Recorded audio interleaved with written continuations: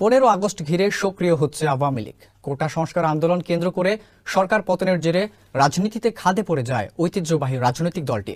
সে অবস্থা থেকে পরিত্রাণের জন্য তৃণমূল নেতাকর্মীদের চাঙ্গা করতেই শোক দিবসের কর্মসূচি পালনের মাধ্যমে রাজধানী ঢাকা সহ সারা দেশে রাজপথে নামার পরিকল্পনা করেছে আওয়ামী লীগ।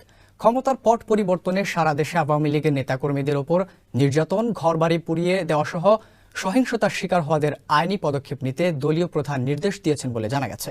এনায়েত শাওনের প্রতিবেদনে বিস্তারিত জানাচ্ছেন অমিত হাসান রবিন। দীর্ঘদিন ক্ষমতায় থাকা আওয়ামী লীগ মনে করছে শোক দিবসের পূর্ব পরিকল্পিত কর্মসূচি অনুযায়ী কার্যক্রম পালন করা সম্ভব হবে না। তাই শেখ মুজিবুর রহমানের প্রতিকৃতিতে শ্রদ্ধার মাধ্যমে নেতাকর্মীদের ঢল নামাতে চেষ্টা করবে দলটি। এজন্য রাজপথে নেতাকর্মীদের অবস্থানের মাধ্যমে শোক দিবস পালনে দলটির সভাপতি সাবেক প্রধানমন্ত্রী শেখ হাসিনা নেতাকর্মীদের নির্দেশও দিয়েছেন।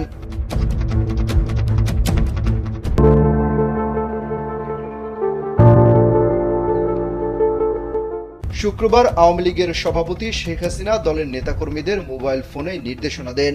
কালবেলার কাছে আসে এমন একটি অডিও রেকর্ড থেকে জানা যায়, সাবেক প্রধানমন্ত্রী বলেছেন, সবাই ঢাকায় চলে আসবে, মৌন মিছিল করে বঙ্গবন্ধু ভবনে ফুল দিতে হবে, বাংলাদেশের সব এলাকা থেকে ঢাকায় এসে ফুল দিয়ে যাবে, এছাড়া যাদের বাড়িঘর পুড়িয়ে দিয়েছে তাদের থানায় জিডি করতে হবে। জানা যায়, ধানমন্ডি 32 নম্বরে বঙ্গবন্ধুর প্রতিকৃতিতে, গোপালগঞ্জের সমাধিসৌধে, বনানীতে 15 আগস্ট নিহত বঙ্গবন্ধু পরিবারের সদস্যদের প্রতি শ্রদ্ধা, মিলাদ মাহফিল, গণভোজের মাধ্যমে গণজমায়েত করবে আওয়ামী লীগ ও সহযোগী সংগঠনগুলো। এদিকে নির্দেশনা বাস্তবায়ন করতে তৃণমূল নেতারা শোক দিবস পালনে কর্মসূচি নিয়েছেন। অন্তত 10 জেলার সভাপতি ও সাধারণ সম্পাদকের সঙ্গে কথা বলে জানা যায়, জাতীয় শোক দিবসের কর্মসূচিতে বাধা দিলে তা উপেক্ষা করেই পালন করা হবে। এ লক্ষ্যে কর্মসূচি গ্রহণ করা হয়েছে। এ প্রসঙ্গে মাদারীপুর জেলা আওয়ামী লীগের সাধারণ সম্পাদক কাজল কৃষ্ণ দে কালবেলাকে বলেন, আওয়ামী লীগ তো কোনো নিষিদ্ধ সংগঠন না। জাতীয় শোক দিবসে বরাবরের মতোই জাতীয় পতাকা অর্ধনমিত, কালো পতাকা উত্তোলন, কালো ব্যাজ ধারণ ছাড়াও বঙ্গবন্ধুর প্রতিকৃতিতে শ্রদ্ধা, মিলাদ ও গণভোজের আয়োজন করা হয়েছে।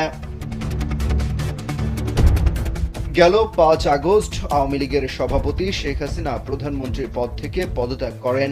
পরে তিনি হেলিকপ্টারে ছোট বোন শেখ রেহেনা সহ দেশ ত্যাগ করেন।